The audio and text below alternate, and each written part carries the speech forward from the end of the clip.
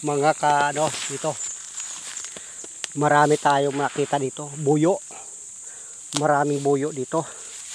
Ito ay napalaking benefits. Ito ay biniblender para doon sa may mga high blood, may mga sakit sa puso, sakit sa atay.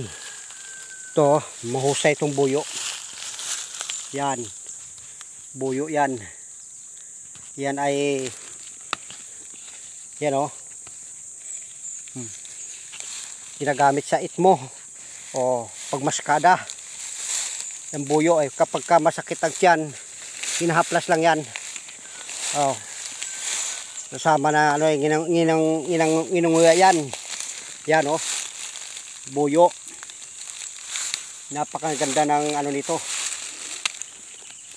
Pag may sakit ang tiyan, yan ay nilalaga sa umaga, pwedeng gawing kape.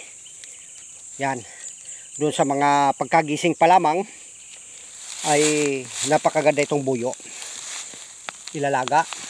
Tapos yung pinaglagaan yan ang inumin.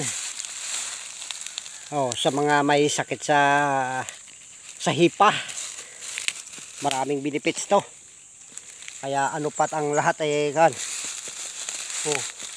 sa may sakit sa hipa. Ang ihipa kasi atay ang tinitira niyan, kanser sa atay. Nakakahawa yung sakit na yan, parang tuberculosis. Ito yan ang kanang buyo, sikreto. Kaya kayo ay tayo, ito kasi napakaganda, walang side effect.